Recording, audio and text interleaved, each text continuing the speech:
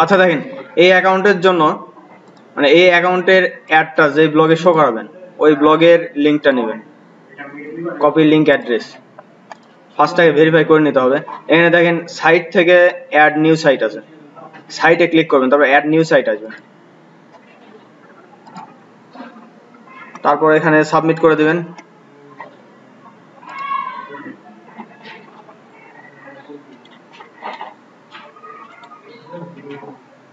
এখান থেকে একটা কোড দেবে, এই কোডটা কপি করবেন, তারপর আবার ব্লগে যাবেন, ব্লগের টেমপ্লেটে যাবেন, এডিট এইচটিএমএল, এখানে হেডের নিচে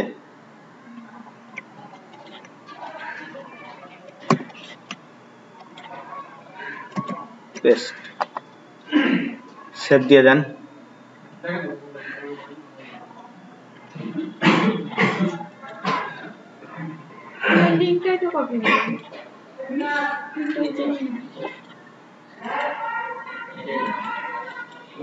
এরপর ভেরিফাই করে নেন।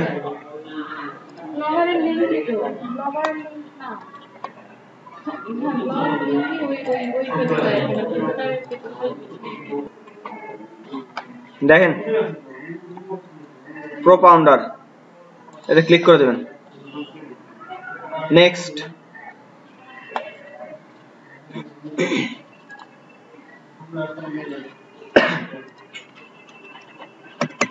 এখানে যে কোনো একটা নাম দিয়ে দেবেন, তারপর নেক্সট। এটা কোথাও শো করবে না, এটা আপনার অ্যাকাউন্টেই থাকবে। তারপর এখান থেকে একটা কোড দিবে, দেখেন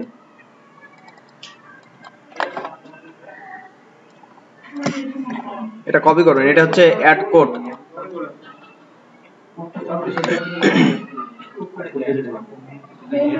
বডির নিচে দিয়ে দিন, বডির মধ্যে দিয়ে দিন।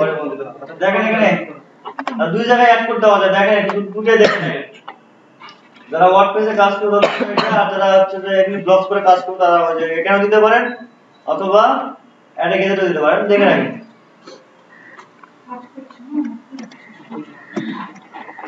ওয়ার্ডপ্রেসে হলো হেডের বলে দেখে নিতে বলে দিন।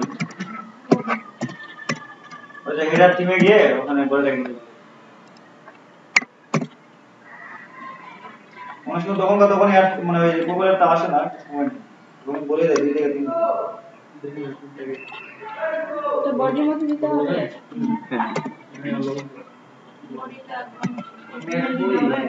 হ্যাঁ, সেভ দিয়ে দেন, অথবা এটা অ্যাড গেজেটেও দেওয়া যাবে। অ্যাড গেজেটও দেখাই দিচ্ছি। আচ্ছা, এটা এখানে সেভ হয়ে গেছে। এখন যদি অ্যাড গেজেটে যদি দিতে চান তাহলে কি করবেন দেখেন,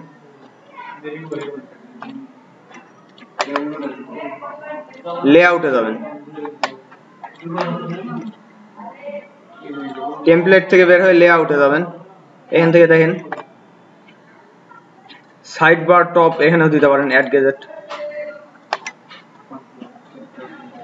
দেখেন ভালো করে দেখেন জিনিসটা কোথায় দিচ্ছে, HTML জাভাস্ক্রিপ্ট কন্টেন্টের মাঝে দিয়ে দিবেন,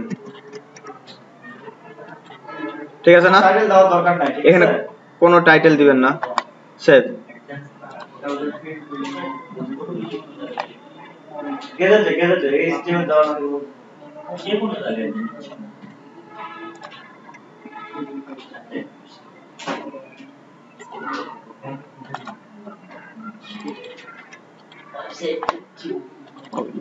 এটার কাজ শেষ।